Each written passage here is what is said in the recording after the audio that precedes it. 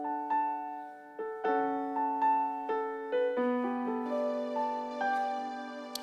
우리 같이 찬양하며 나갔으면 좋겠습니다.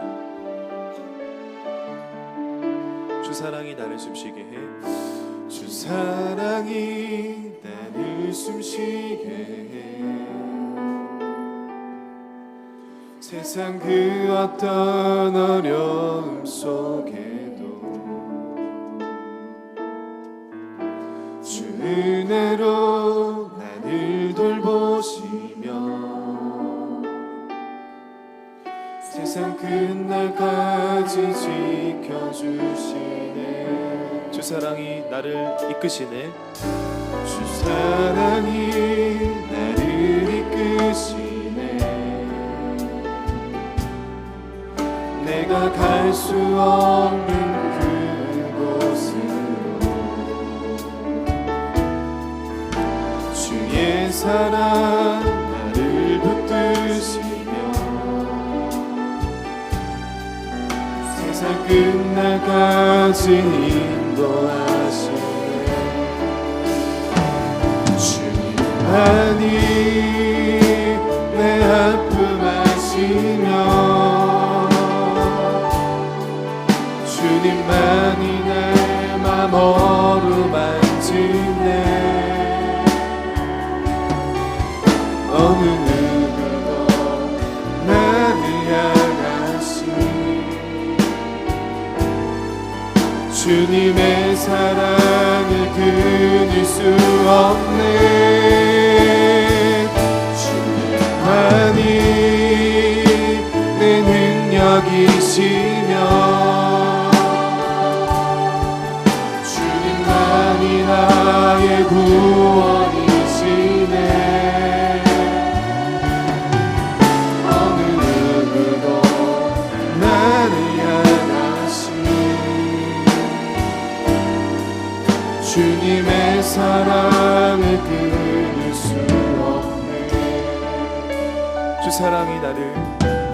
사랑이 나를 숨쉬게 해. 세상 그 어떤 어려움 속에도 주 은혜로 나를 돌보시며 세상 끝날까지 지켜주시네.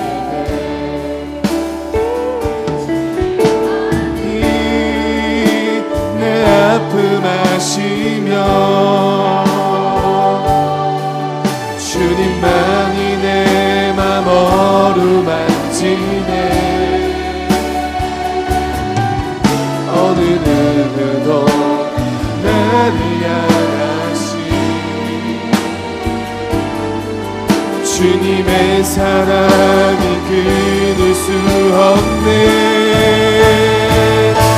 주님만이 내 능력이시며 주님만이 나의 구원이시네. 어느 누구도 나를 향하시 주님의 사랑을 끊을 수 주님의 사랑을 끊을 수 없네. 주님의 사랑을 우리 한 번 더 고백할까요? 주님의 사랑을 끊을 수 없습니다. 주님의 사랑을 끊을 수 없네. 아멘. 끊을 수 없는 주님의 사랑을 우리 같이 노래했으면 좋겠습니다.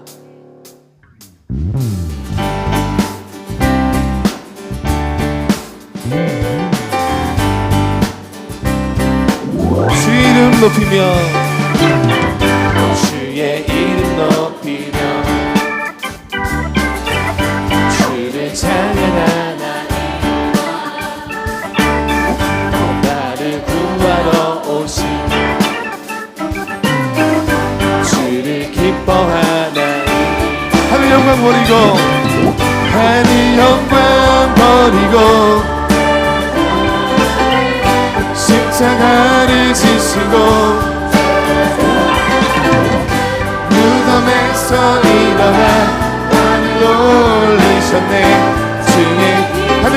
버리고 하늘 영광 버리고 십자가를 지시고 무덤에서 일어나 하늘로 올리셨네.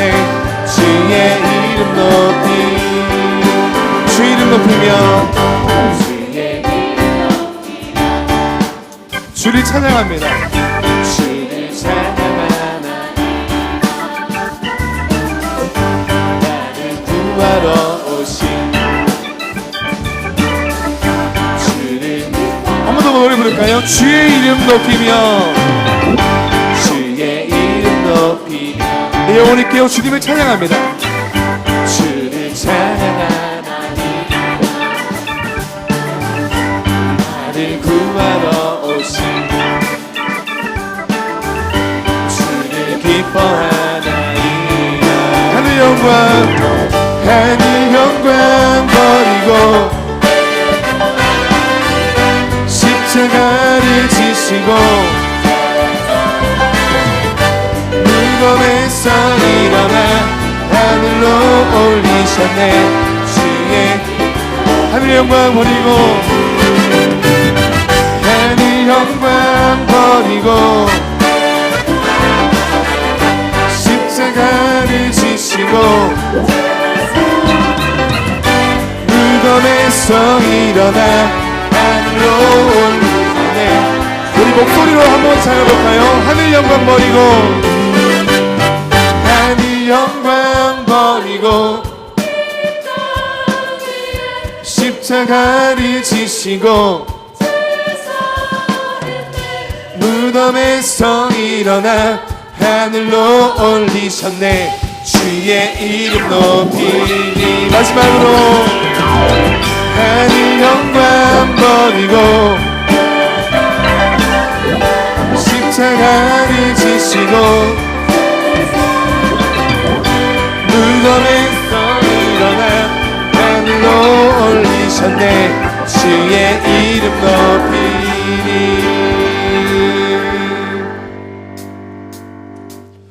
우리 계속해서 기쁨으로 노래했으면 좋겠습니다. 주님이 오실 것을 기대함으로 예배가 회복될 것 선포함으로 같이 한번 노래했으면 좋겠습니다.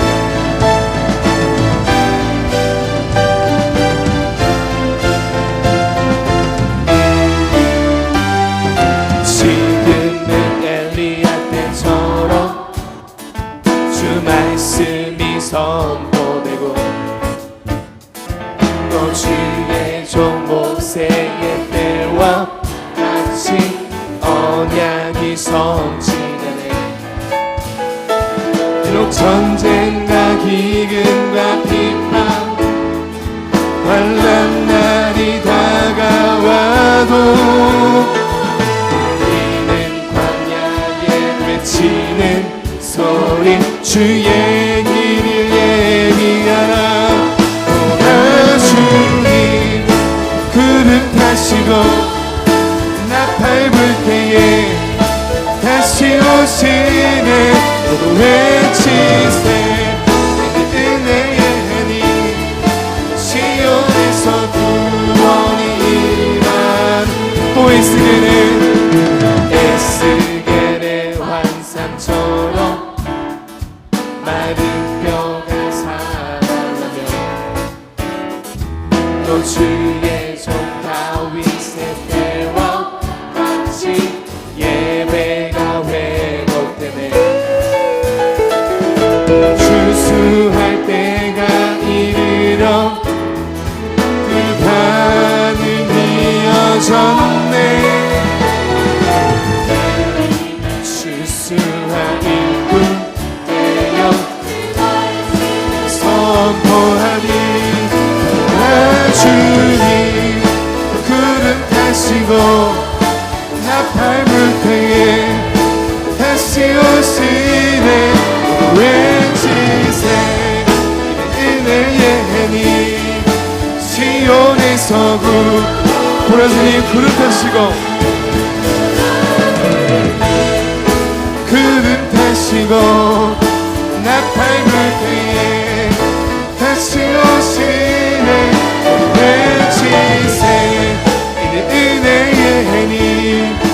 시온에서 구원이 임하니.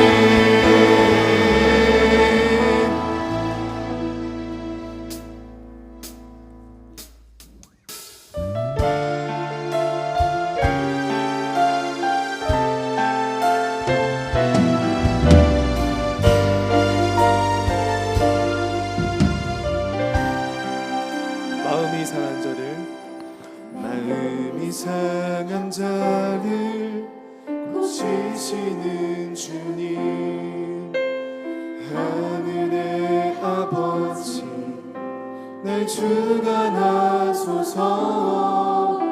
주의 길로 인도하사 자유케 하소서. 새 일을 행하사 부흥케 하소서. 의에 줄이고 목이 마르니 성령의 기름 부으소서. 의에 줄이고 목이 마르니 내 잔을 채워 성령으로 채우사 주 보게 하소서. 주의 임재 속에 은혜 알게 하소서. 주 뜻대로 살아가니 세상 끝날까지 나를 빚으시고 새날 열어주소서. 의에 줄이고 목이 마르니 성령의 길을 부으소서.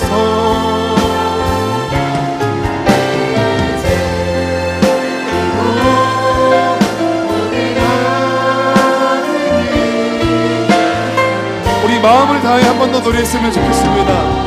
의에 줄이고 목이 마르니 의에 줄이고 목이 마르니 성령의 길을 부으소서. 의에 줄이고 목이 마르니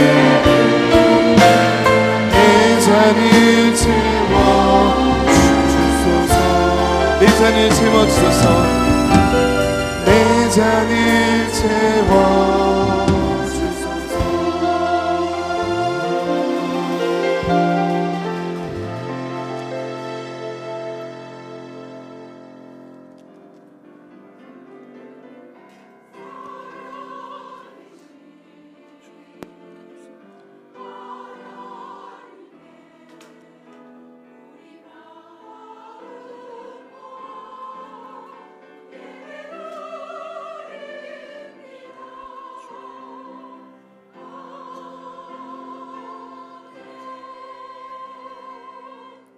신앙 고백하겠습니다.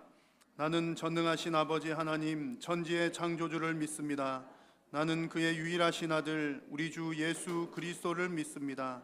그는 성령으로 잉태되어 동정녀 마리아에게서 나시고 본디오 필라도에게 고난을 받아 십자가에 못 박혀 죽으시고 장사된 지 사흘 만에 죽은 자 가운데서 다시 살아나셨으며 하늘에 오르시어 전능하신 아버지 하나님 우편에 앉아 계시다가 거기로부터 살아있는 자와 죽은 자를 심판하러 오십니다. 나는 성령을 믿으며 거룩한 공교회와 성도의 교제와 죄를 용서받는 것과 몸의 부활과 영생을 믿습니다. 아멘. 95장 찬송 후에 성두경 안수 집사님 대표기도 인도하시겠습니다.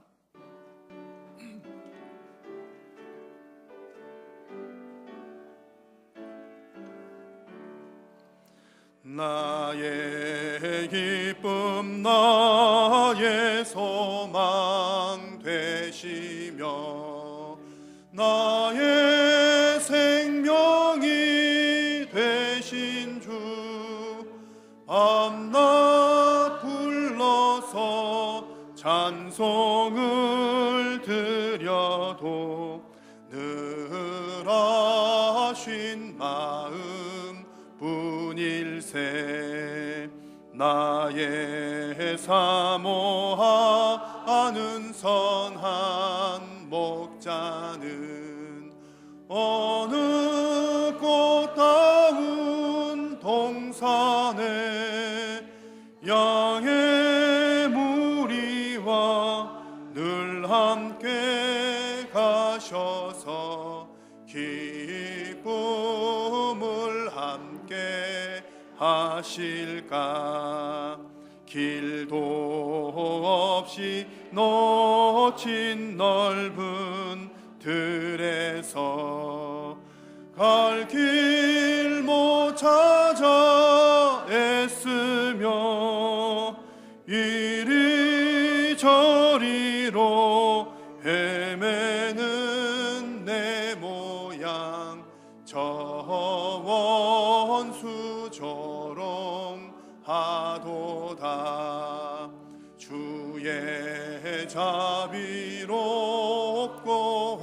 화평한 얼굴 모든 천사도 반기며 주의 놀라운 진리의 말씀에 전지가 화답하도다. 나의 진정 사모하는 예수님 음성조차도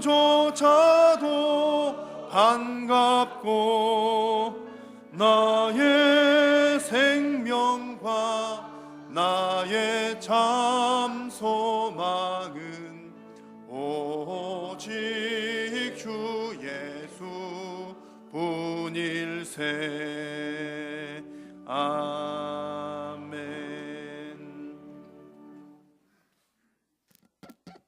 기도드리겠습니다. 사랑과 은혜가 많으신 아버지 하나님, 크신 은혜와 사랑에 감사와 찬송을 드립니다. 예수님의 은혜로 구원받은 우리가 주님의 이름으로 이곳에 모여 예배게 드리게 하심을 참으로 감사를 드립니다. 우리의 삶을 통하여 주님의 뜻이 이루어지게 하옵소서. 이 시간 은혜가 풍성하시고 자비하신 주님의 능력으로 인해 우리 안의 죄성을 회개하게 하시고 주님께서 받으시기에 합당한 심령으로 예배하게 하옵소서. 늘 부족하고 연약한 저희들이지만 약할 때 강함 주시는 주님의 은혜에 힘입어 주님이 행하시고 이루시는 일들을 보게 하시고 많은 백성들이 주님을 높이게 하옵소서. 주님, 저희들에게 맡겨주신 일들을 열심히 감당하기를 원합니다. 어려운 이웃에게 사랑의 나눔을 통하여 주님의 마음을 전하게 하옵소서. 우리 주위에는 일상이 힘든 가정, 방황하는 청소년, 다문화 가정과 그 자녀, 노숙자 등 우리 도움을 필요로 하는 어려운 이웃이 많이 있습니다. 주님, 먼저 저희들이 찾아가게 하시고 다가가게 하시며 그들을 위로하게 하옵소서. 우리 청소년들을 붙들어 주시옵소서. 1000명 아닌 10,000명 중에 겨우 1명이 이룰 수밖에 없는 연예인이라는 꿈을 쫓기 위해 얼마나 많은 청소년들이 좌절하고 희생당하고 있는지 모릅니다. 컴퓨터나 핸드폰 게임으로 인해 믿음 생활이 참으로 어려운 때입니다. 아버지 하나님, 우리 청소년들이 주님의 말씀 속에서 주님이 주시는 비전을 찾게 하옵소서.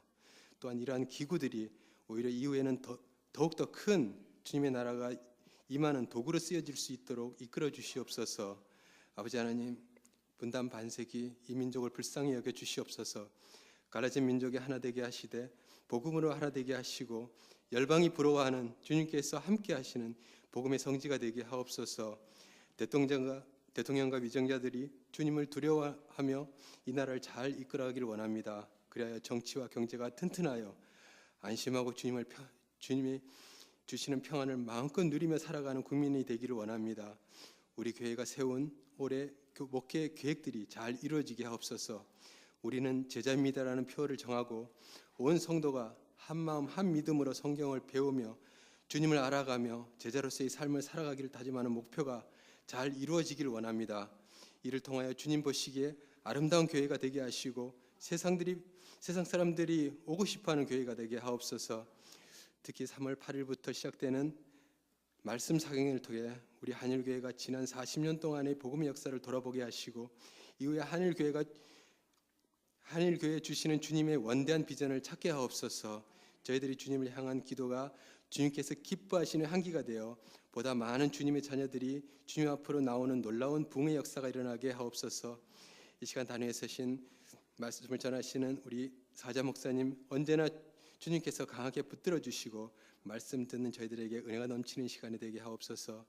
찬양을 기쁘시게 받으시는 하나님, 마음과 정성을 다해 준비한 마리아 찬양대의 찬양을 기쁘게 받아주시오며 우리를 죄인에서 구원하신 예수 그리스도의 이름으로 기도드렸습니다. 아멘.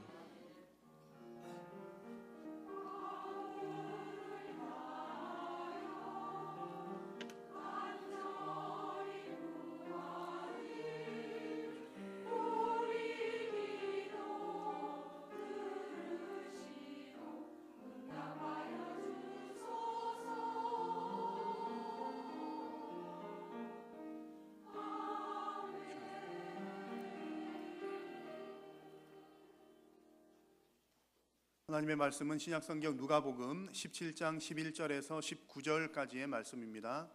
누가복음 17장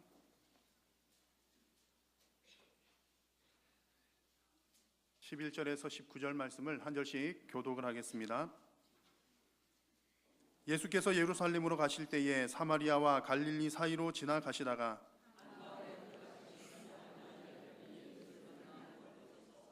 소리를 높여 이르되 예수 선생님이여 우리를 불쌍히 여기소서 하거늘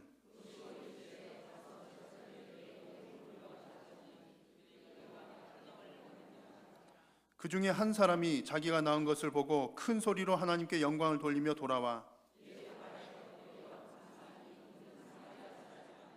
예수께서 대답하여 이르시되 10사람이 다 깨끗함을 받지 아니하였느냐? 그 9은 어디 있느냐? 함께 읽습니다. 그에게 이르시되 일어나 가라 내 믿음이 너를 구원하였느니라 하시더라. 아멘.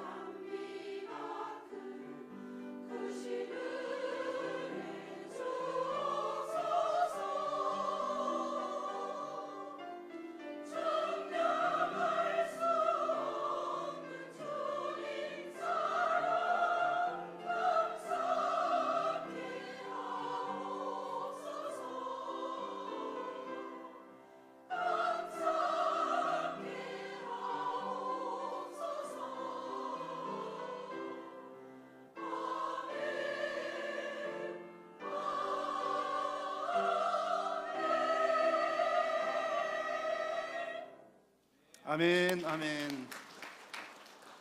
감사합니다. 우리 하나님께서 이 아름다운 찬양 기쁘게 받으신 줄로 믿습니다.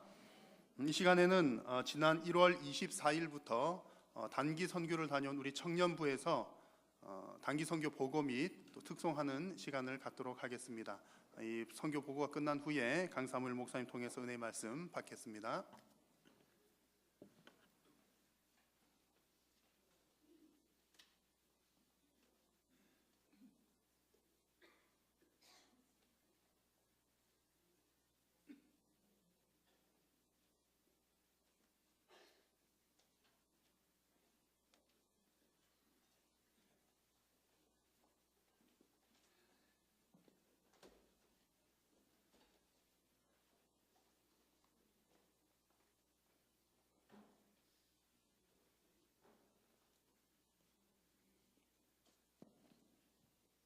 안녕하세요. 저희 2월에 필리핀 단기 선교 갔다 온 팀인데요. 선교 보고를 해드리겠습니다. 저희가 먼저 단기 선교를 준비하면서는 우리의 일상을 다스리시는 하나님을 잘 섬기는 것이 가장 중요하다고 생각을 하면서 준비를 했습니다. 그리고 그렇게 우리의 일상을 살다가 선교지에서 일상을 신실하게 살고 있는 이들 안에 살아계신 하나님 뵙기를 바라왔고 실제로 호산나 신학교 신학생 15명과 한 주간 밀착해서 밥도 먹고 예배도 같이 드리면서 생활을 하면서 그런 시간을 가지고 돌아왔습니다. 가서 부탁을 받은 기도 제목이 2가지 있는데요.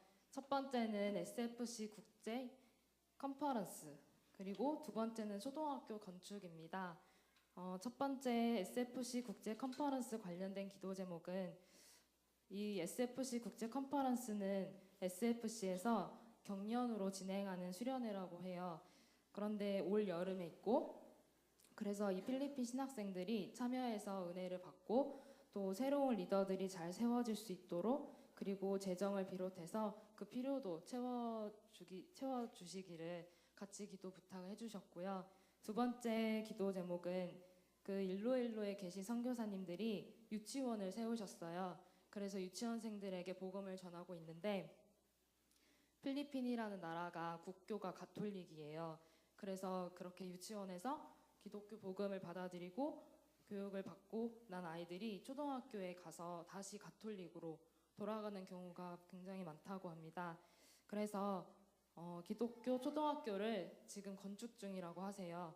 그래서 이렇게 건축 중인 기독교 초등학교가 잘 마칠 수 있도록 지금 공사 중인데, 그리고 필요한 재정을 채워주시고 학교가 세워진 이후에도 바르게 가르칠 수 있는 그런 교사들이 또 연결이 잘 될 수 있도록 이러한 기도 제목들을 나누어 주셨습니다.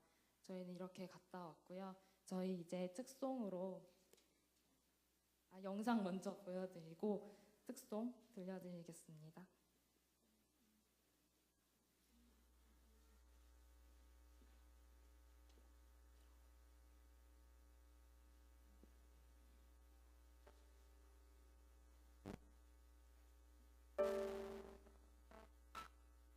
참 아름다운 곳이라 주님의 세계는 정말로 내가 나갔고 솔직할 수 있는 곳, 조금이라도 내 의라 말할 수 없는 이곳은 바로 주님의 세계라.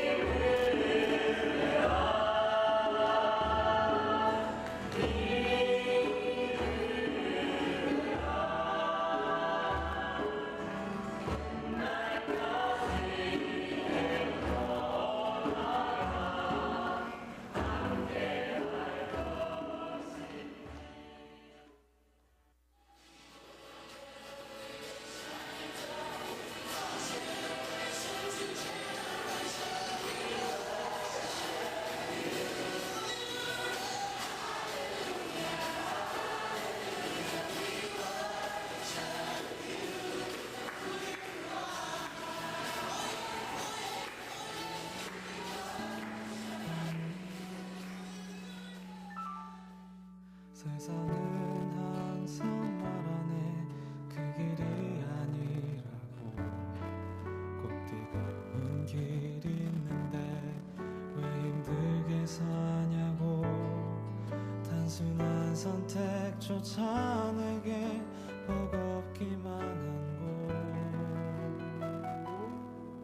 그래도 나는 주님만 따르리.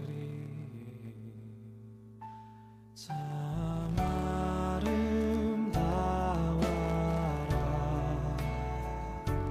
주님의 세계는 저 솔로몬의 옷보다 더 고운 백화. 주 찬송하는데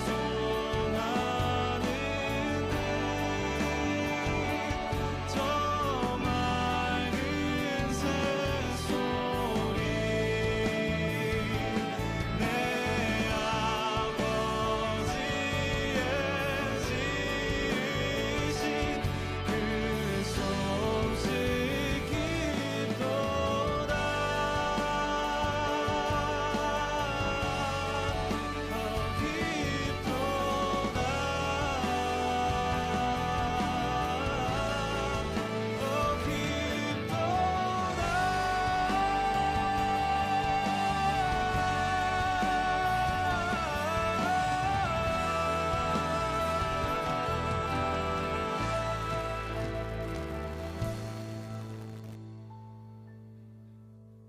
나는 계속 걸어가. 아름다워라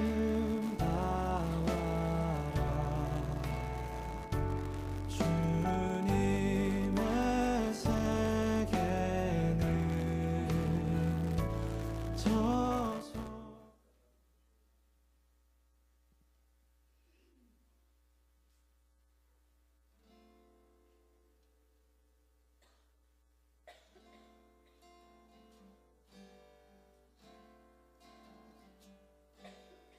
평화가 있기를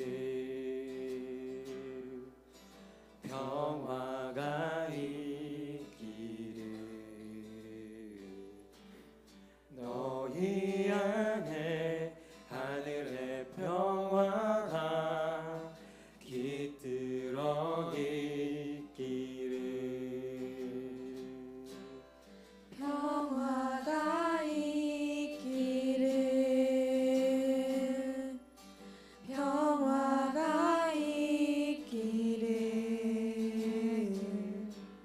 너희에게 하늘의 평화가 깃들어 있기를 힘을 내라 힘을 내라 끝날까지 내 평화가 함께할 것이니 너희들 가운데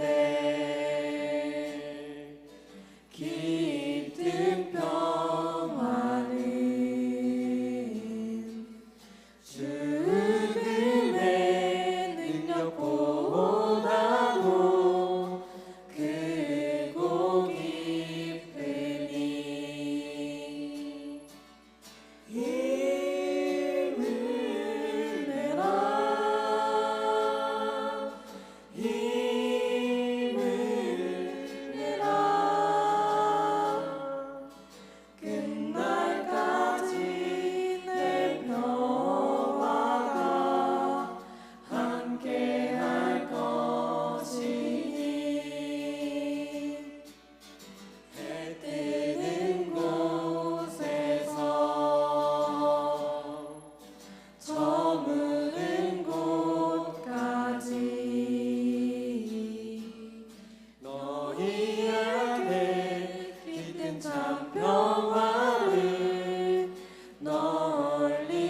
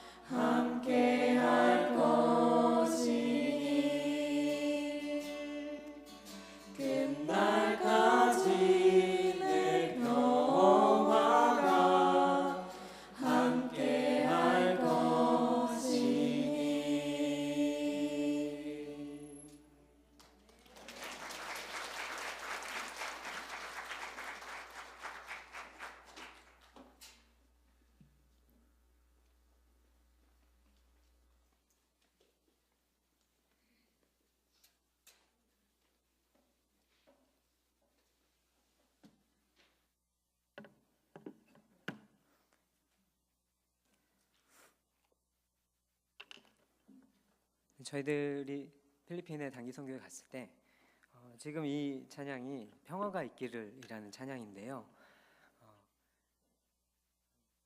8번 정도 부른 것 같아요. 그래서 할 때마다 왜 우리는 계속 틀리는가 생각하면서 불렀는데 네, 계속 틀리고 있어서 오히려 저는 좀 안정적인데요.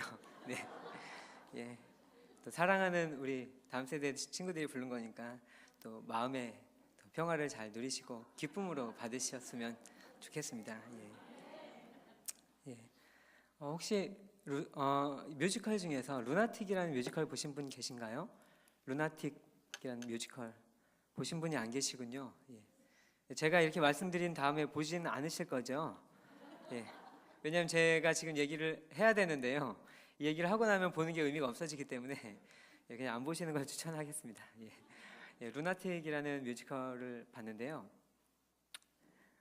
거기에 보면은 정신병원이에요. 정신병원에 의사 선생님이 계시는데 여성이세요. 여성 의사 선생님 계시고 그 다음에 이제 환자들이 3명 나옵니다. 나와서 각자 이제 자기의 이야기를 하는 거죠. 자기가 이 정신병원에 어떻게 하다 오게 되었는지 아픈 이야기들을 하는데요. 그 이야기가 끝나고 나면 되게 슬프거든요. 그 이야기가. 근데 이 뮤지컬은 코믹이에요. 중간중간에 엄청 웃기면서 얘기를 하는데 슬퍼요. 슬픈데 마지막에 그 환자가 아플 거 아니에요. 근데 아파할 때 그 의사 선생님이 하는 일이 뭐냐면 안아주는 일이에요. 꽉 안아주는데 좀 감동적이에요. 그 안아준 장면이. 하지만 보지 마십시오. 제가 오늘 얘기 다 할 거니까요. 3명 이야기를 하고 나서 참 이게 정신병자들의 이야기가 아니라 우리 사회의 우리 이야기구나 이렇게 느껴졌어요. 근데 이야기를 다 마치고 나서 그 선생님이 이제 관객을 향해서 외치는 거죠. 여러분은 그럼 정상입니까? 이렇게 외치면서 그럼 정상적인 사람들 이야기를 한번 들어봅시다 하면서 앞에 있는 분을 막 이렇게 끌어채는 거예요. 나와서 얘기하라고 하는 거죠. 그 관객이 나갈까요, 안 나갈까요? 막 버틸 거 아니에요. 막 나는 그런 얘기 못한다고 막 버티는데 막 억지로 간호사랑 같이 끌어낸 다음에 여기다가 막 마이크를 집어넣어요. 그래갖고 여기다 테이프로 딱 붙여놓고 얘기를 하라고 이제 합니다. 막 어쩔 줄 몰라 하면서 예 이렇게 하면서 자기 이야기를 하는데 그 이야기 너무 충격적이었어요. 어떤 얘기였냐면 형수를 사랑해서 이제 형수하고 그 사랑을 이어가기 위해서 사람을 죽인 이야기를 하는 거예요. 정상인인데 정상인 데리고 나와서 얘기시켰던 그런 얘기를 너무 충격이었는데 다행히 배우였습니다. 그러니까 보시면 안 돼요. 이 얘기가 제일 중요한 얘기거든요. 배우였습니다. 그 사람이 근데 그 배우의 캐릭터는 뭐냐면 정상인이죠. 정상인. 다 비정상적인 사람들만 나와 있는데 정상인이 나와서 한다는 소리는 비정상적인 이야기. 그래서 참 세상이 요지경이다. 하지만 그게 우리의 세상이다. 서로 위로하면서 살아야 된다. 이런 이야기들을 쭉 하더라고요. 정상과 비정상을 구분하는 게 오늘 세상에 와서는 굉장히 조심스러운 이야기가 되었습니다. 누구는 정상이고 누구는 정상이 아니다 이렇게 이야기를 하는 게 어려워요. 그 규정 자체를 누가 하는가, 과연 그렇게 할 자격이 있는가, 이렇게 하면 정상과 비정상을 나눠서 넌 비정상이야, 너 그렇게 하면 안 돼 라고 말하는 게 어려워졌어요. 사실은 이런 것들은 더 사회가 나아지고 있다는 뜻이긴 합니다. 왜냐하면은 옛날에는 비정상이라고 말했던 사람이 오늘날에 봤을 때 비정상은 아니었을 수 있어요. 그렇지만 그 사람들이 그 사회에서는 뭔가 좀 걱정스러운 이야기를 하거나 또는 그런 존재들이었기 때문에 저 사람들 비정상이라고 규정하고 배제시키고 이런 일들이 많았었거든요. 굉장히 폭력적인 일이죠. 그런 사람들도 자기의 말을 할 수 있게 된 거니까 사회는 점점 나아지는 게 맞습니다. 그래서 이제 정상과 비정상 이런 얘기를 하는 게 굉장히 좀 어려워요. 그렇지만 저는 오늘 그런 의미에서 정상과 비정상을 말씀드리고 싶은 것은 아니고 죄의 문제, 하나님의 은혜를 받고 나서 그 은혜에 합당하게 살아가는가 또는 행동하는가 이런 의미에서 이제 정상적인 또 정상적이지 않은 이런 부분에 대해서 함께 이야기를 나누고자 합니다. 주님 우리에게 많은 은혜를 주셨는데요. 우리가 그 은혜 앞에 합당하게 행동하고 합당하게 살아가는 우리 성도님들이 되시면 정말로 좋겠습니다. 함께 이 마음으로 말씀을 열어가겠습니다. 예수님께서 예루살렘으로 가시는 길에 갈릴리랑 사마리아 사이를 지나가셨다고 지금 되어 있어요. 이 위치가 굉장히 절묘하죠. 갈릴리와 사마리아 어떤 땅이었을까요? 네, 버림받은 땅들입니다. 갈릴리에서 예수님을 만나고 나서 빌립이 나다나엘에게 가서 성경에서 말해왔던 그 메시아 우리가 만났다 이렇게 얘기했을 때 말도 안 돼. 어떻게 갈릴리에서 선한 게 날 수 있냐. 이렇게 배제시킨 땅이 갈릴리였고요. 사마리아 역시 마찬가지죠. 사마리아는 이스라엘 사회가 굉장히 그 피가 혼혈이 되었다고 해갖고 굉장히 미워하고 적개시하던 곳이었죠. 그래서 사마리아 사람들은 따로 자기들이 그 안에 성전은 아니지만 예배드린 터를 이렇게 준비하고 살고 있었어요. 그래서 서로 이렇게 나눠져 있었고 이제 이스라엘 사람들로서는 사마리아인들은 부정의 대상이었죠. 예수님이 그 사이길로 가다가 한 동네에 들어가셨습니다. 들어갔는데 거기에서 10명의 나병 환자를 만난 것이죠. 그 사람들이 말합니다. 예수 선생님이여 우리 불쌍히 여겨주십시오 말합니다. 나병은 근래 들어선 나병이라고 얘기하지 않아요. 지금 우리 개역 개정 성경 보고 있는데요.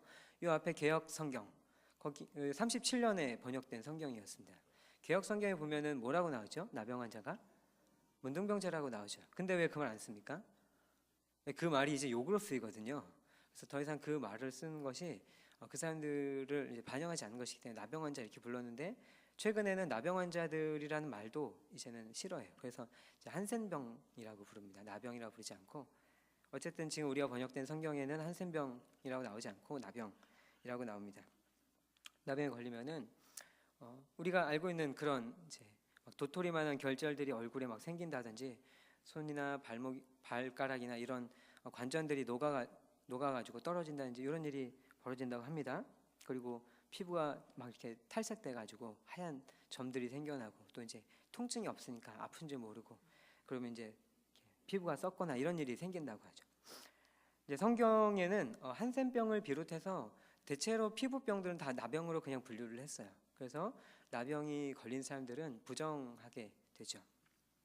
그러면은 이 병에서 나음 받으면, 그러니까 이 병에 걸린 동안에는 이제 격리됩니다. 격리된 다음에 이 병에서 나오면은 정결 규례를 이제 거쳐서 이제 정하다는 판결을 받고 다시 이제 사회 안에 포섭이 되고, 그 전에는 이제 성 밖에 또는 이제 이스라엘 사람들이 진으로 이렇게 출애굽 이후에 이동하던 그때는 진 밖에 이렇게 두었다는 기록들이 있습니다. 어쨌거나 율법에서 나병 환자들은 이제 부정하다 이렇게 규정을 했고, 부정한 사람들은 진 밖에 또는 사람들이 살고 있는 성 밖에 머물러야 했습니다. 왜냐하면 부정한 사람들하고 접촉을 하게 되면 같이 부정해지거든요. 그리고 그 부정한 사람들은 부정하다는 것이 죄가 있다는 뜻은 아니었어요. 부정을 그냥 놓아두면 그게 이제 죄라고 규정이 되는데 부정 자체가 죄는 아닙니다. 그런데 부정한 사람들을 그 당시 사람들은 죄인으로 취급하고 배제하고 혐오하고 좋아하지 않았습니다. 바리새인들 같은 경우는 이 나병 환자들이 가까이 오면은 돌을 던졌다고 그래요. 왜냐하면은 닿으면은 부정해지잖아요. 부정해지면 정결 규례를 거쳐야 되는데 정결 규례가 굉장히 번거롭습니다. 그래가지고 이 사람들을 혐오하고 미워하는 일을 그 온 사회가 다 같이 했던 것이죠. 하지만 질병과 죄는 별개의 문제입니다. 그렇지만 그 사회는 이제 그들을 소외시켰다. 요 얘기를 좀 드리고요. 저는 요 본문을 좀 대하면서 이번에 청년부가 단기 선교 갈 때 그 시점에 이제 했던 생각을 떠올렸어요. 어떤 생각을 그때 했었냐면, 우리가 대체로 단기 선교를 가게 되면은 경제적으로 우리보다 조금 어려운 상황에 있는 나라로 보통 많이 가게 됩니다. 그렇죠? 보통 동남아로 많이 가게 되고요. 뭐 중국이나 러시아 이런 데 가기도 하지만 사실 중국, 러시아는 엄청 대국입니다. 우리 이렇게 소위 막 이렇게 약간 은어처럼 떼놈 이렇게 얘기를 하는 우리밖에 없습니다. 감히 중국한테 그런 말, 미국 말고는 그렇게 말할 수 있는 나라 별로 없는데요. 우리 자부심이 있기 때문에 함부로 막 일본 사람들도 이렇게 함부로 말하고 하는데, 대국이긴 한데요. 우리가 주로 선교지로 갈 때는 그곳에서 경제적으로 어려운 사람들을 대하러 많이 가죠. 어떻게 하다 보니 복음이 없는 곳에 또 이렇게 경제적인 어려움들도 있어서 많이 그렇게 접하게 됩니다. 그래서 어떤 마음을 가지게 되었는지 생각을 해보니 무시하는 마음이 있었더라고요. 무시할 자격이 있는가, 이런 생각을 하게 됐습니다. 내가 그 사람들을 소외시키고 차별하고 배제할 만한 어떤 그런 이유가 있는가. 근데 그곳에서 주로 만나게 된 사람들은 예수님 생판 모르는 사람들이 아니죠. 그곳에서 하나님을 만나서 변화되어서 하나님께 받은 소명을 따라서 살아가는 신실한 형제들을 만나고 그들과 함께 안 믿는 사람들을 겸하여 만나러 가는 거잖아요. 단기 선교는 선교사라 말하기가 정말 민망합니다. 거기 가서 하는 일이 별로 없어요. 그리고 할 수 있는 일도 별로 없습니다. 그냥 가서 어떻게 하나님 일하고 계신지 보는 게 다죠. 그럼에도 불구하고 함부로 그 마음을 가지고 있었다는 것을 단기 선교 시작할 때 생각해보고 깨닫게 됐어요. 그래서 우리 이런 마음 가지고는 안 되겠다 해서 처음에 잡았던 마음이 우리가 우리의 일상 안에서 역사하시는 하나님을 잘 섬기면서 준비하자. 그리고 그곳에서 어떻게 하나님께서 다른 세상에서는 역사하시는지 일상 속에서 신실하게 하나님 믿고 또 하나님 만나는 그 사람들과 함께 하나님 만나자. 이 마음으로 준비를 했었습니다. 어쨌거나 돌아보면은 우리 한센병자에 대해서 잠시 얘기를 했었는데 사실 정말로 은혜가 필요한 사람들은 요 사람들이라기보다는 우리들입니다. 그 사람들은 그때 그렇게 하나님 은혜를 만났죠. 우리들 오늘의 우리 일상을 살고 있는 우리들이 사실은 정말 하나님의 은혜가 필요합니다. 우리는 정말 헐벗은 사람들입니다. 우리에게 닿은 사람들은 하나님을 만나야 되지요. 왜냐하면 우리는 구원받은 백성들이고 예수님의 피 묻은 십자가로 새 생명을 얻어서 이전의 삶을 부인하고 새로운 삶으로 새로운 생명으로 거듭나 들어온 사람들이잖아요. 우리들은 성경을 보면서 계속 이야기합니다. 영광에서 영광에 이르는 존재가 우리들이다. 영광이신 하나님을 이렇게 매주 만나 뵙고 우리의 일상 속에서 만나 뵙기 때문에 그 영광의 하나님을 만나서 영광스럽지 못한 우리들이 영광을 향해 가까이 나아간다고 고백합니다. 그런데 우리들을 우리의 일상에서 교회 밖에 우리의 일상에서 만나는 사람들은 어떻게 되죠? 영광에서 영광에 이르고 있는 우리를 정말로 만난다면 그들도 영광에 닿는 거예요. 그리고 그 영광에 전염되는 것이죠. 그런데 어떻습니까? 우리를 만나고 있는 믿지 않는 가족들이나 우리를 만나고 있는 직장의 동료들이나 친구들이 우리를 통해 하나님을 만나고 있나요? 아니면은 우리를 통해서 부패한 냄새들, 죽음의 냄새들을 맡으면서 너와 내가 다르지 않구나 이렇게 살게 됩니까? 우리는 하나님의 은혜와 회복을 다시금 바라며 살아야 됩니다. 가난한 마음으로 하나님의 은혜를 다시 우리가 경험하기를 사모해야 됩니다. 우리는 전혀 일관되지 못하고 내가 금방 말한 것도 까먹고 약속도 쉽게 잃어버립니다. 대단한 노력을 했다고 생각하지만 돌아보면 아무것도 없는 게 우리 자신들이에요. 내가 하나님을 위해서 뭔가 했다고 생각하고 이만큼 왔다고 생각하지만 정말 하나님 앞에 헐벗은 모습으로 나아갈 때 보면은 아무것도 없는 것이 우리 자신입니다. 우리는 다 하나님의 은혜 앞에 합당하게 행동하지 못한 비정상적인 사람들일 뿐이지요. 우리들이 바로 그런 사람들입니다. 근데 예수님께서는 그렇게 정상적이지 못한 사람들 만나셨어요. 갈릴리와 사마리 사이길로 지나가셨습니다. 그리고 그들 만나셨죠. 그들에게 긍휼과 자비를 나타내셨습니다. 예수 선생님 우리를 불쌍히 여겨주십시오라고 얘기했을 때 예수님 그들 외면하지 않으시고 만나주셨습니다. 그리고 소망의 길을 열어주셨죠. 우리들도 그 마음으로 우리가 정말 은혜가 필요한 사람들이구나, 우리가 정말 하나님의 은혜 앞에 정상적인 삶을 도무지 유지해갈 수 없는 그런 패역한 존재들이구나, 비천한 자들이구나 인정하면 좋겠습니다. 그리고 하나님 앞에 나아가는 자리에서 우리를 불쌍히 여겨주십시오, 은혜를 갈구하는 그런 우리들의 모습이 되기를 정말로 바랍니다. 10명의 한센병자들 예수님께 도움을 구했습니다. 예수님 말씀하셨죠. 제사장들에게 가서 너희들의 몸을 보여라.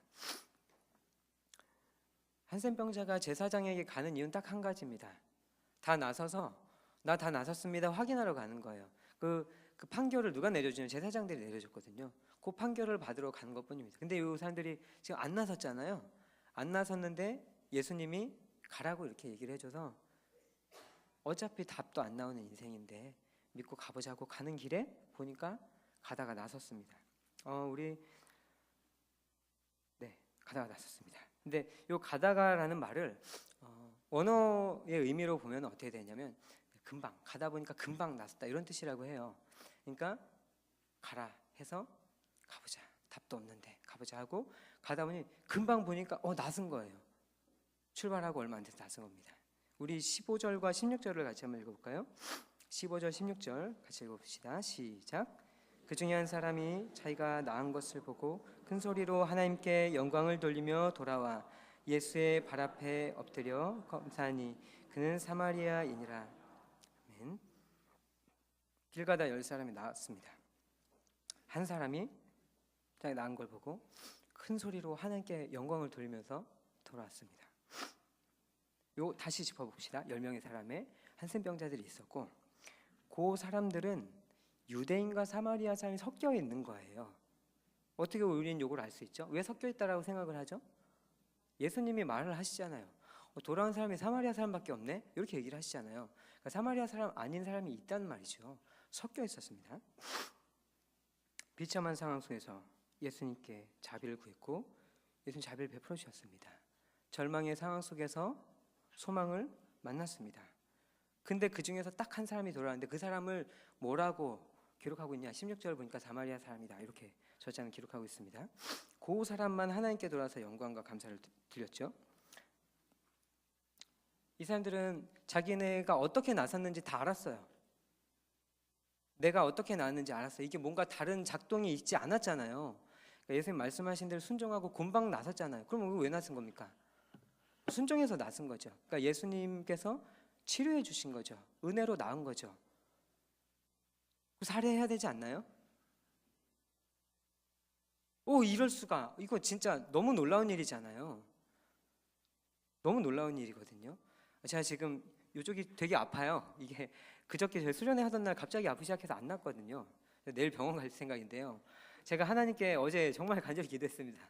너무 아파가지고 막 열도 나고 정신도 없고 해가지고 하나님 요거 좀 내일 주일인데 치료해 주시면 좋겠습니다. 이제 섬겨야 되는데 아파가지고 어제 너무 정신이 없어갖고 하나님 이거 좀 낫게 해주십시오.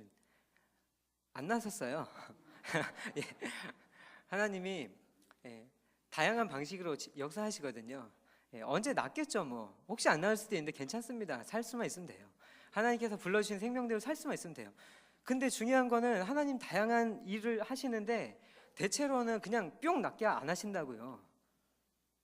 하나님 그렇게 일하시지가 않으세요. 우리 개혁주의의 이런 이제 고백은 하나님께서 다양한 방식으로 은총을 베푸시고 하나님께서 합당한 방식으로 은혜를 베푸시는 것을 우리 고백하는 거거든요. 그러니까 내일 병원 가서 나으면 하나님의 은혜로 나은 거예요.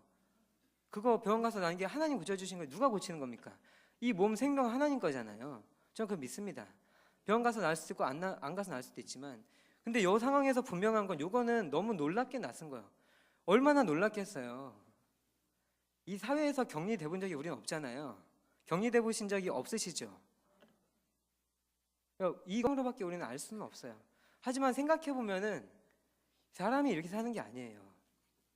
세상에 격리된 사람들을 보고 싶으시면 11시 반 넘어서 서울역 가보시면 됩니다. 거기 가면은 우리가 영위하고 있는 수많은 밝고 맑은 아름다움을 전혀 영위할 수 없는 사람들이 서울역에 되게 많으세요. 그게 우리가 그나마 일상에서 격리된 사람들을 볼 수 있는 거죠. 근데 그 삶을 완전히 청산할 수 없었어요. 전혀 아무런 힘이 없었어요. 근데 하나님의 은혜만으로 그냥 그게 없어진 거예요.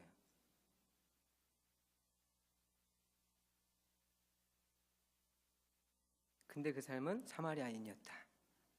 그 사람이 예수님께 나와 절했다고 했어요. 이것도 원어상의 의미를 보면은 얼굴을 땅에 댄 거예요. 여러분 얼굴 땅에 대고 절해 본 적 있어요? 그러니까 세배해도 얼굴 땅이 안 되잖아요. 그죠? 손 위에다 대지. 흙바닥이었을 거 아니에요. 돌바닥이었을지도 모르겠지만 그 마음을 아시겠습니까?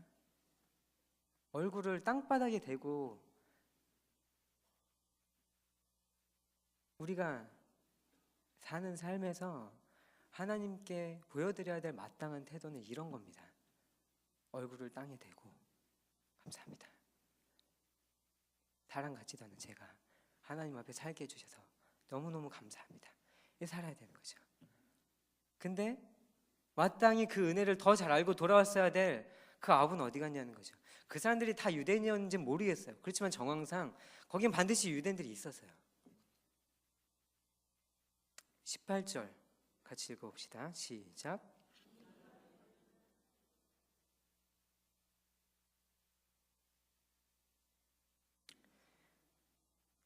이방인이라는 단어를 쓰고 있죠. 그러니까 예수님의 말씀에는 이방인 이렇게 표현을 해요. 근데 그 앞에 이제 예수님 말씀이 아니라 저자의 이제 기록이 있잖아요. 저자의 기록은 16절에 나왔죠. 거기서 뭐라고 그랬죠? 네, 사마리아인이라고 그랬어요. 근데 예수님의 워딩은 달라요. 이방인 이렇게 얘기를 하죠. 왜 혼용해서 쓰죠? 의도가 있어요. 의도가. 당시 이방인이라고 하는 요 글자는 어디 붙어있던 말입니다. 어디 붙어있었냐면 예루살렘 성전에 붙어있던 말이었어요. 이방인의 뜰을 넘으면 이스라엘 유대인만 들어갈 수 있는 공간이 있는데 그 경계에 붙어있던 말이었어요. 이방인은 넘어오면 죽는다, 죽이겠다는 말이죠. 이방인은 은혜 안으로 들어올 자격이 없다라고 써 있었어요. 이방인자가 붙어있던 그 말을 예수님의 언어 속에 저자가 담고 있는 거죠. 누가 사도가 썼겠죠? 예루살렘 성전에 이방인 못 들어가도록 붙였던 그 팻말, 하나님의 은혜에서 배제된 존재, 올바르게 하나님의 은혜 앞에 합당하게 반응할 수 없을 거라고 사람은 생각하는 존재가 바로 이 사람이었습니다. 근데 오로지 그 사람만이 하나님 앞에 나아가서 합당한 반응을 보였습니다. 이 한센병자 10명의 공동체에는 이방과 이스라엘의 구분이 사라졌었어요. 원래 특정한 상황이 오면은 정말로 근본적인 차이가 아닌 차이 있잖아요. 그거 없어져요. 그거 없어지는 거예요. 정말로 근본적인 차이가 아니었다는 거죠. 이방인과 유대인이. 그 이미 구약 성경에 계속 나오잖아요. 근데 그 사회는 그렇지 않았던 거예요. 그 구분이 있었던 거예요. 근데 정말 본질적인 그 상황 말고는 필요가 없어지는 상황, 사회에서 격리되고 내가 홀로 남겨졌을 때 그래도 더불어 같이 살기 위해서 같이 뭉친 거기에는 이방과 유대인의 구분이 사라지고 다 같이 서로가 서로를 돕는 그런 공동체를 잠깐 형성했어요. 근데 하나님의 은혜가 전해졌습니다.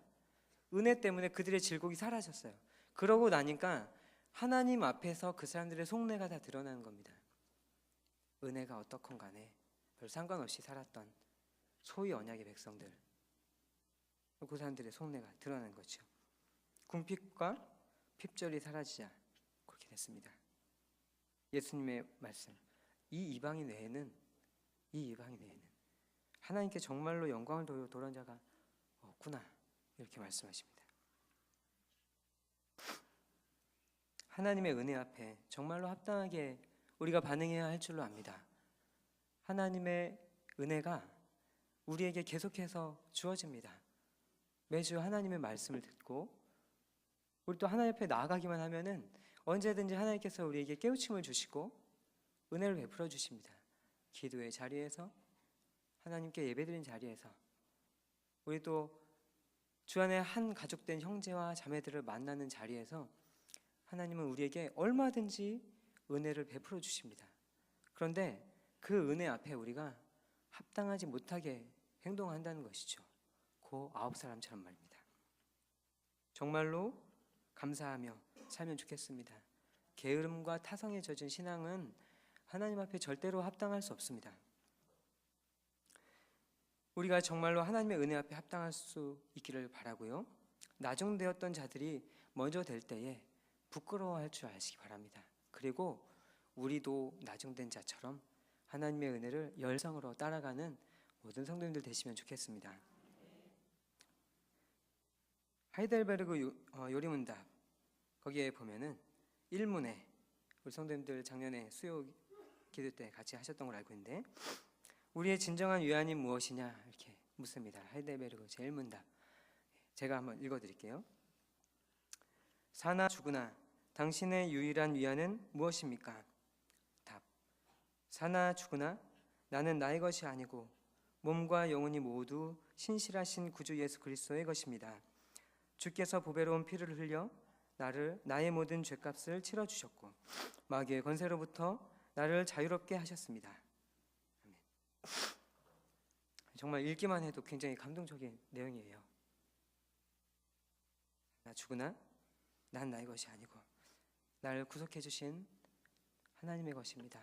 나를 모든 죄와 마귀의 권세로부터, 죽음의 권세로부터 자유롭게 하셨습니다. 이 고백이 사나 죽으나 우리의 유일한 위로가 무엇인가 이 묻는 거기에 대한 답이죠. 근데 이 문은 이어져서 이렇게 묻습니다. 이러한 기쁜 위안 속에서 살고 죽기 위하여 당신이 알아야 할 것은 무엇입니까?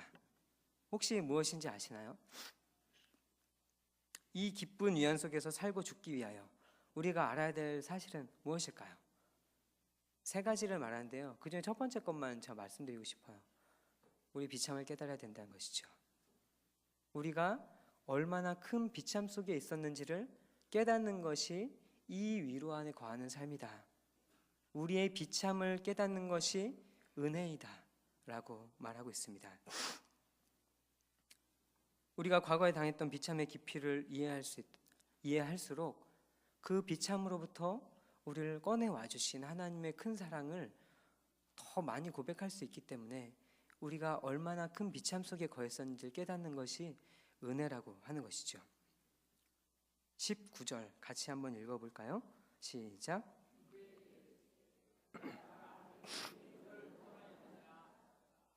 아멘.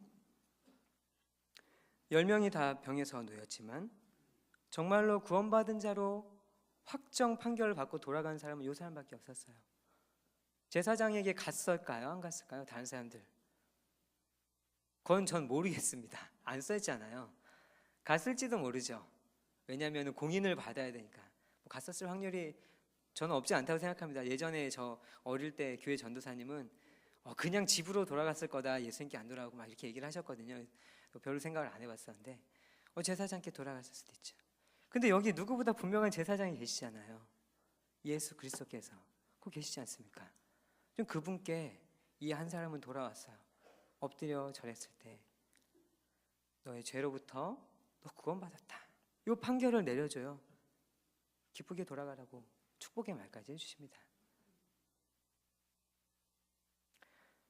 비정상적 삶으로부터 정상적 삶으로 구원받은 것이 너무 놀랍고 감사해서 큰 소리를 지르며 예수님 앞에 나왔던 이 사람, 그 사람 돌려보내졌습니다. 구원받은 자로, 비참에서 구속을 받은 사람으로 돌려졌습니다. 하나님의 나라는 여전히 세상을 향해 왕성하게 열려 있습니다. 세상이 그것을 인정하고 인정하지 않고는 상관이 없어요. 하나님은 언제나 그래왔습니다. 이전에도 보면은 성경 시대에도 보면 우리 오늘날 세대 보면은 정말 이런 세상에서 하나님을 믿을 수 있을까 이 생각이 들어요. 너무 합리적으로 발달해야 하잖아요. 계몽사회 다 열려가지고 근대화되고 최첨단의 어떤 여러 가지 물건들이 우리 앞에 실제로 있고, 저는 로봇 청소기 이런 거 너무 신기하거든요. 저는 없습니다. 네, 양가 부모님 댁에 하나씩 놔드리고 싶은 마음이 있었지만 가격을 보고 고민을 덮었습니다. 가서 저희가 갈 때마다 열심히 청소하기로 마음 먹고. 이거 너무 신기하지 않습니까? 그냥 켜놓고 집에 가면은 집에서 나오면은 퇴근해서 오면 바닥이 깨끗하잖아요. 그렇다고 합니다. 써본 적은 없는데요. 후기 글을 보니까 군침이 막 사고 싶다 생각이 들었었던 이런 세상에서, 그러니까 세상이 너무 발달하고 있는데 이런 세상에서 눈에 보이지 않는, 감각되지 않는, 만질 수 없고 냄새 맡을 수 없고 그 소리 들어볼 수 없고 그런 하나님을 온 몸과 마음을 다해서 내 모든 것, 나의 모든 주권을 하나님께 드립니다라고 고백하는 이런 일들이 과연 재현될 수 있을까? 저 진심으로 그런 생각을 좀 했었어요.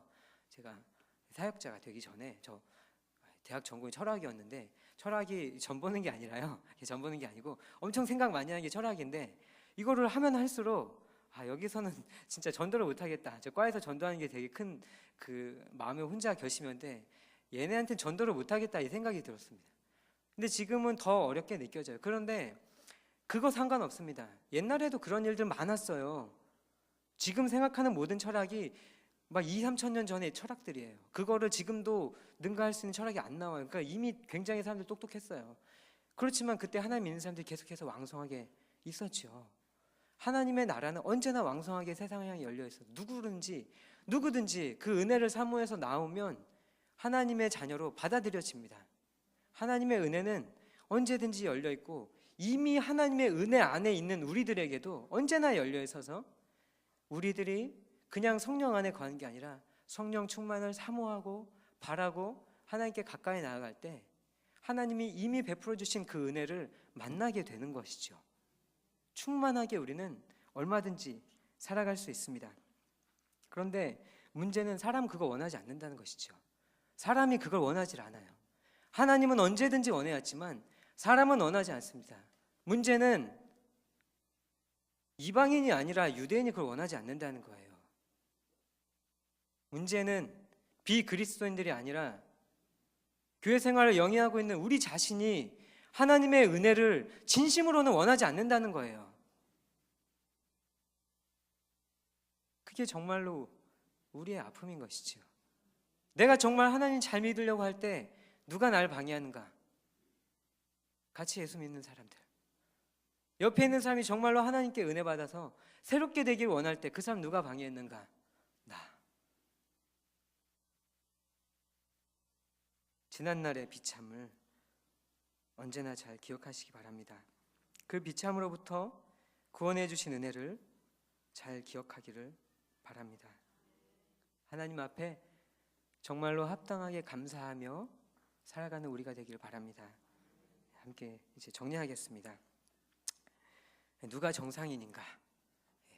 성 아니냐 받기냐 이것만 생각하면 성 받기 비정상이고 성 안은 정상일 것 같은데 그 성 안으로 이제 열삼이 돌아갔죠? 이렇게 생각하면 어떻습니까? 성 안에 있는 사람들 다 정상적인가요? 네, 그렇지는 않습니다. 특히 그 9사람을 생각하면 성 안에 있는 게 정상이다 이렇게 말할 수는 없죠. 오로지 베풀어진 사랑과 자비 앞에 합당한 사람만이 하나님의 은혜 앞에 정상적인 사람입니다. 하나님은 우리가 다 그렇게 살길 바라세요. 그 모습의 가장 일상적인 형태는 감사하는 삶입니다. 그럼 감사는 뭐죠? 감사하며 산다는 게 뭐죠? 변화된 삶으로 사는 겁니다. 정서적인 감사 있잖아요. 이거 별로 안 중요해요. 정서적인 감사 당연한 거거든요. 그게 의미가 없다는 게 아니라 그 우리 안에 다 기본적으로 있어요. 우리는 다 그거 가지고 있습니다. 이 자리에 앉아 계신 분이라면 하나님께 감사하지 않은 사람 없어요. 감사하는 사람 그 마음 다 있죠. 뭐가 문제냐면 감사하는 마음은 있는데 우리 몸은 감사한 삶을 안 산다는 게 문제가 되는 거예요. 제가 아내를 정말 사랑하거든요. 근데 아내를 사랑하지만 아내를 위해서 제가 시간을 빼지 않고 육아 살림 다 아내한테 맡겨놓고 난 나가서 주일 하니까 당신 집에서 열심히 해야지 이렇게 하고 못 본 척하면 그 제가 아내 사랑하는 일일까요? 반대로 아내가 저를 막 사랑한다 얘기하지만 당신은 밖에서 인정받고 다니니까 이 일 나는 너무 중요해서 당신이 밖에서 어떻게 다니든 상관 안 할래. 신경 안 써줄래. 이거 사랑하는 게 아니죠. 몸으로 내가 시간을 배려해서 같이 가까이 하는 게 그게 사랑이잖아요. 하나님께도 마찬가지입니다. 우리가 정말로 감사드린다. 하나님께 정말 감사한 삶을 살기 원한다 하면 우리가 이전에 살아왔던 삶을 완전히 다르게 살아야 됩니다. 그 구체적인 내용은 여러분 성도님들 자신들이 삶의 구체적인 그 상황 안에서 알고 계시리라 생각합니다. 여러분이 가지고 있는 과제들, 하나님 앞에서 해소하지 못한 반복된 잘못들, 습관들, 그것을 하나님 앞에 정말로 달리 살면 좋겠습니다. 변화는 구체적이어야 됩니다. 예배만 열심히 드린다고 해서 하나님 기뻐하지 않으세요. 당연히 예배 열심히 드려야 됩니다. 당연히 예배 열심히 드려야 돼요. 그리고 예배 드렸을 때 그 신심을 가지고 그 진심을 가지고 우리의 모든 삶을 예배로 살아야 됩니다. 거룩한 산제사로 예배 드리지 않는 사람은 주일에 와서 온전한 예배를 드릴 수가 없어요. 이 두 가지가 다 하나님 앞에 올바르게 세워져야 되는데 주일에 교회 나오면은 여기 형제들이 옆에 있어요. 자매들이 옆에 있어요. 그래도 요 사람들이 보고 있기 때문에 여기서는 열심히 할 수밖에 없어요. 근데 삶의 자리로 가면 요 사람들이 없어요.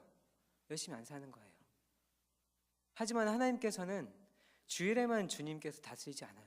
모든 날들이 주님의 날이고 모든 날을 주님께서 다스리십니다. 그 모든 삶을 통해 감사와 영광을 받으시기 바랍니다.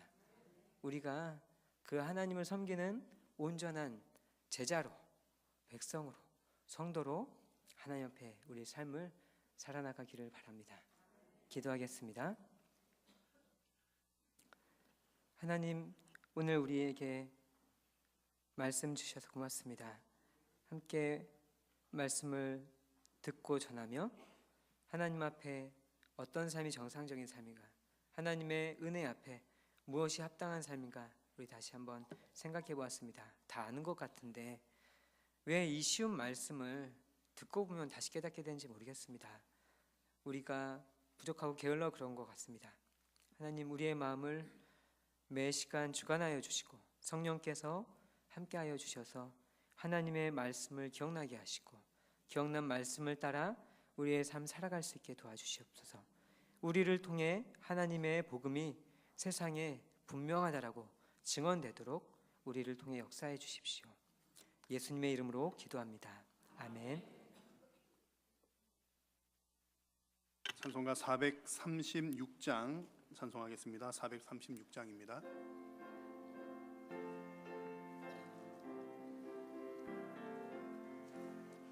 나 이제 주님의 새 생명 얻은 몸, 옛것은 지나고 새 사람이로다.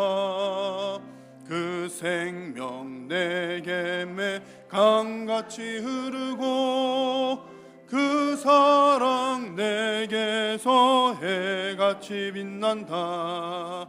영생을 누리며 주 안에 살리라. 오늘도 내일도 주 함께 살리라. 주 안에 감추인 새 생명 얻으니 이전에 줬던 것 이제는 값없다. 하늘의 은혜와 평생을 맛보니 찬송과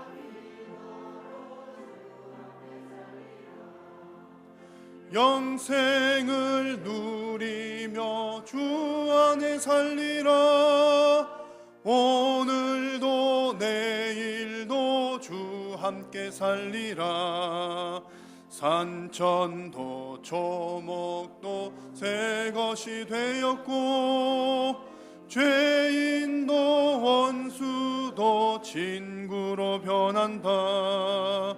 새 생명 얻은 자 영생을 누리니 주님을 모신 맘 새 하늘이로다. 영생을 누리며 주 안에 살리라. 오늘도 내일도 주 함께 살리라. 주 따라가는 길 험하고 멀어도 찬송을 부르며 뒤따라가리라. 나 주를 모시고 영원히 살리라.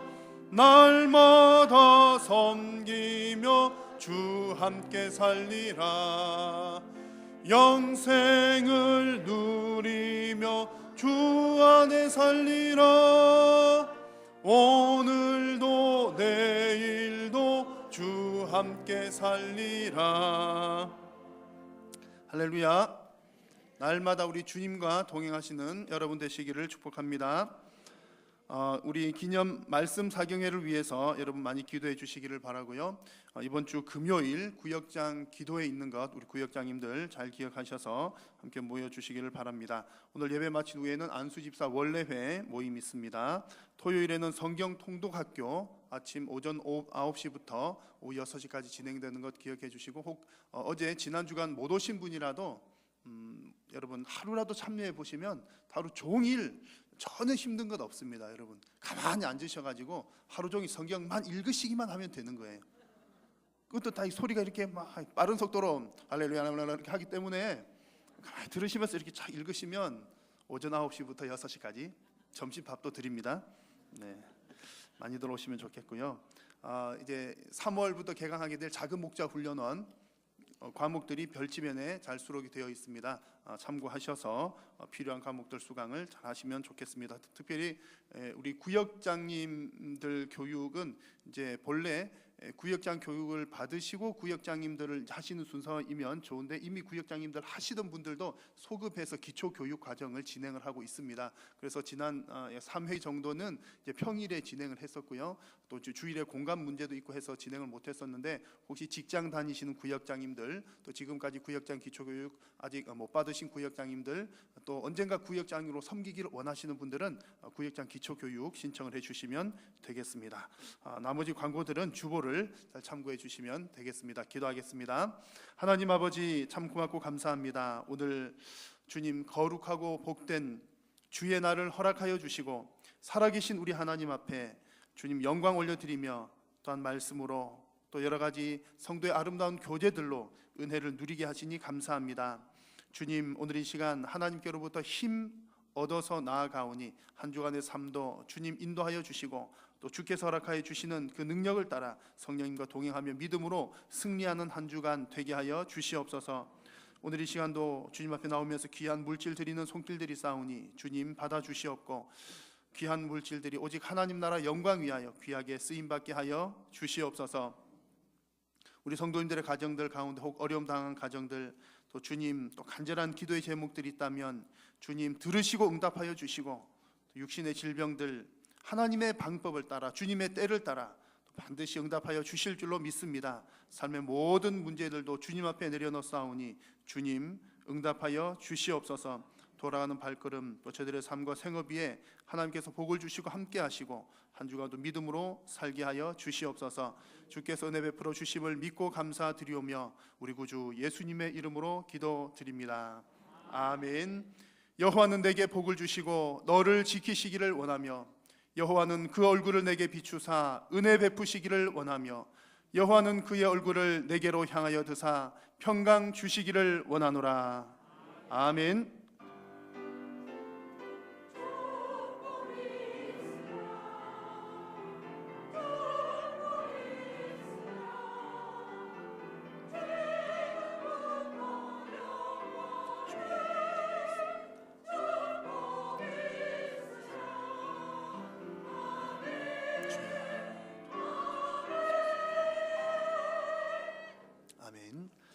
예배를 마쳤습니다. 서로 이렇게 인사하고 돌아가겠습니다. 한 주간도 말씀대로 살겠습니다. 한 주간도 말씀대로 살겠습니다.